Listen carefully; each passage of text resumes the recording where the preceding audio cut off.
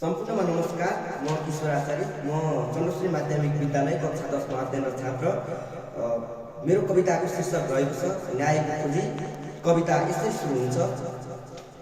खोजौं न्याय, समानता, सफलता, मुक्ति र मानवता। खोजौं न्याय, समानता, सफलता, मुक्ति र मानवता।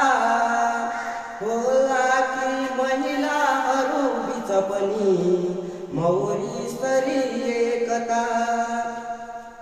हुँदै हुन्न विकास यो मुलुकको नारी बलियान भई।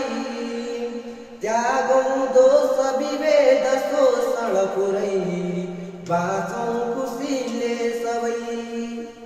त्यागौं दोष विभेद शोषण पुरै, बाँचौं खुसीले सबै। छोरी सम्पत्ति हुन् बुझौं जीवन की, माया दया की धनी। छोरी सम्पत्ति हुन् बुझौं जीवन की, माया दया की धनी। सिङ्गो देश चलाउनै दिए पनि सक्छन् महिला पनि। हिंसा दुःख अनेक पीर सहदै बाँच्छन् नारीहरू। सारा आँसु लुकाउँदै नैनमा हाँस्छन् नारीहरू। सारा आँसु लुकाउँदै नैनमा हाँस्छन् नारीहरू। आमा झैं रसिलो मिठो र सजिलो नाताहरू के छ र। आमा झैं रसिलो मिठो र सजिलो नाताहरू के छ र। त्यो पानी बिनाको पँधेरो सरी हो, छोरी बिनाको घर।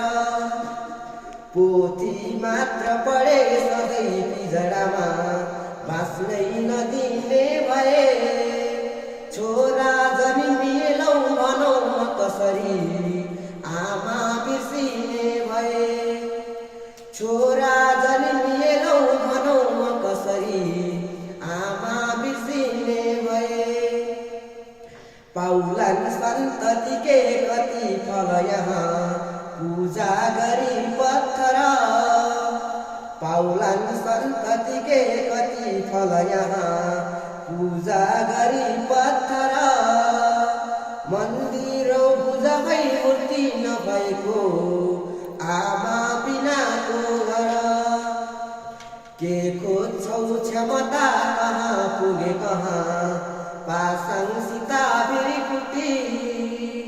छोरी यो कति हुन् पीडा र दुःखको, बन्छन् अमूल्य बुटी।